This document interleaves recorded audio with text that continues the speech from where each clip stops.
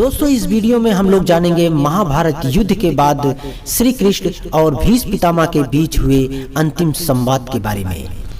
तो दोस्तों महाभारत का युद्ध 18 दिनों तक चला था।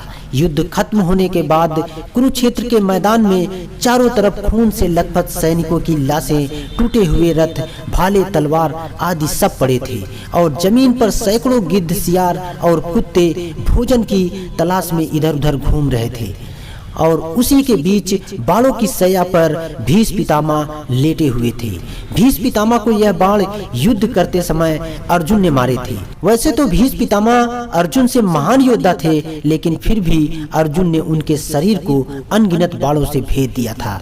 अर्जुन ने भीष्म पितामह को अनगिनत बाण कैसे मारे, इसके पीछे भी एक कहानी है। तो दोस्तों अर्जुन ने भीष्म पितामह को इतने बाण मारे कि जब वे जमीन पर गिरे तो शरीर से आर पार बाणों की एक सैया बन गई और भीष्म पितामह को इच्छा मृत्यु का वरदान प्राप्त था। अनगिनत बाण लगने के बाद भी उन्होंने अपने प्राण नहीं त्यागे, क्योंकि उन्होंने शपथ ली थी कि जब तक वे हस्तिनापुर को सुरक्षित नहीं देख लेते वे अपने प्राण नहीं त्यागेंगे।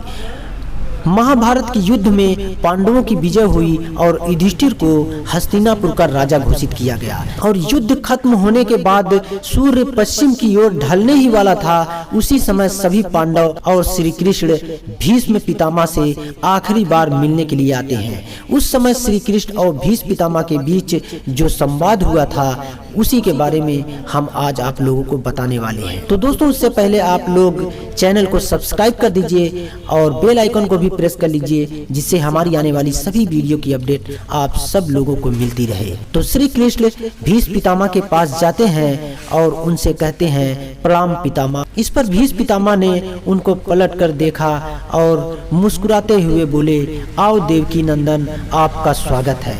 मैं आपके बारे में ही सोच रहा था। इस पर श्री कृष्ण ने कहा कि पितामह अब तो मैं आपसे यह भी नहीं पूछ सकता कि आप कैसे हैं। और पितामह थोड़ी देर चुप रहने के बाद बोले, पुत्र युधिष्ठिर का राज्याभिषेक करा दिया केशव। उनके परिवार में कोई बड़ा बुजुर्ग नहीं बचा है, इसलिए आपको ही उनका ध्यान रखना होगा। इस पर श्री कृष्ण चुप रहे और फिर भीष्म पितामह ने कहा, क्या आपसे कुछ प्रश्न पूछ सकता हूँ केशव? बड़े सही समय पर आए हो। यह शरीर छोड़ने से पहले मेरे कुछ भ्रम दूर कर दो। और फिर पितामह ने कहा कि एक बात बताओ कृष्ण, आप तो ईश्वर हो ना? इस पर श्री कृष्ण ने उनको बीच में ही टोकते हुए कहा, नहीं पितामह, मैं तो आपका पौत्र हूँ। और इस पर पितामह हंसने लगे और बोले, अब तो ठगना छोड़ दो कन्हैया। जाने से पहले मैं जानना चाहता हूँ कि इस युद्ध में जो हुआ वह ठीक था? इस पर श्री कृष्ण ने कहा कि किसकी ओर से पितामह, कौरवों की तरफ से या पांडवों की तरफ से?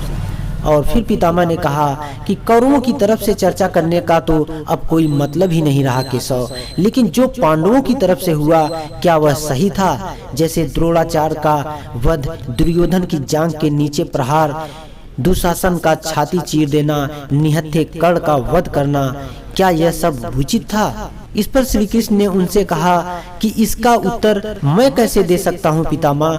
इसका उत्तर तो उन्हें देना चाहिए जिन्होंने यह सब किया है, मतलब पांडवों को इसका उत्तर देना चाहिए। मैं तो इस युद्ध में कहीं था ही नहीं। इस पर पितामह बोले कि केशव, भले ही यह विश्व यह समझता रहे कि महाभारत को अर्जुन और भीम ने जीता है, लेकिन मैं जानता हूँ कि यह आपकी जीत है। मैं तो उत्तर आपसे ही पूछूंगा। इस पर श्री कृष्ण ने कहा कि अगर आप मुझसे ही उत्तर जानना चाहते हैं तो सुनिए पितामह, कुछ बुरा नहीं हुआ, वही हुआ जो होना चाहिए। इस पर पितामह ने कहा, यह क्या कह रहे हो कृष्ण? मर्यादा पुरुषोत्तम श्री राम का अवतार कृष्ण ऐसा कह रहा है? युद्ध में छल करना तो हमारे संस्कारों में कभी नहीं था, फिर यह उचित कैसे हो गया? इस पर श्री कृष्ण ने कहा कि पितामह, शिक्षा भले ही इतिहास से ली जाती हो, लेकिन निर्णय वर्तमान के आधार पर लिया जाता है। राम त्रेता युग के नायक थे। उस समय रावण जैसा खलनायक भी शिव भक्त था और धर्म का महाज्ञानी था, इसलिए श्री राम ने उसके साथ कहीं छल नहीं किया। लेकिन मुझे द्वापर युग मिला है और इस युग में कंस, दुरासंग, शकुनी, दुर्योधन, दुशासन जैसे कपटी लोग हैं। इसलिए उनकी समाप्ति के लिए हर छल उचित है। पाप का अंत आवश्यक है, चाहे वह जिस विधि से हो। इस पर पितामह ने उनसे फिर पूछा, तो क्या आगे चलकर आपके इन निर्णयों से गलत परंपराएं नहीं प्रारंभ होगी केशव? क्या भविष्य आपके इन छलों का अनुसरण नहीं करेगा, और करेगा तो क्या यह उचित होगा? इस पर श्री कृष्ण ने फिर उनका जवाब देते हुए कहा कि भविष्य तो इससे भी नकारात्मक आ रहा है पितामह। कलयुग में तो इससे भी काम नहीं चलेगा। वहाँ मनुष्य को कृष्ण से भी कठोर होना होगा, वरना धर्म समाप्त हो जाएगा। जब क्रूर शक्तियां धर्म का विनाश करने के लिए आतुर हों तो नैतिकता अर्थहीन हो जाती है। तब केवल विजय महत्वपूर्ण होती है। भविष्य को यह सीखना ही होगा। इस पर पितामह ने कहा, तो क्या धर्म का विनाश हो सकता है कृष्ण? और अगर धर्म का विनाश होना ही है तो क्या मनुष्य इसे रोक सकता है? इस पर श्री कृष्ण ने उनका जवाब देते हुए फिर कहा कि सब कुछ ईश्वर के भरोसे छोड़कर बैठना ही मूर्खता है।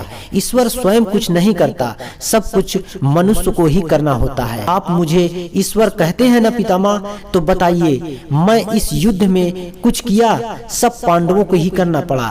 यही प्रकृति का नियम है। और श्री कृष्ण के जवाबों से पितामह अब संतुष्ट दिखाई दे रहे थे और उनकी आंखें धीरे धीरे बंद हो रही थी। सूरज अब ढल गया था।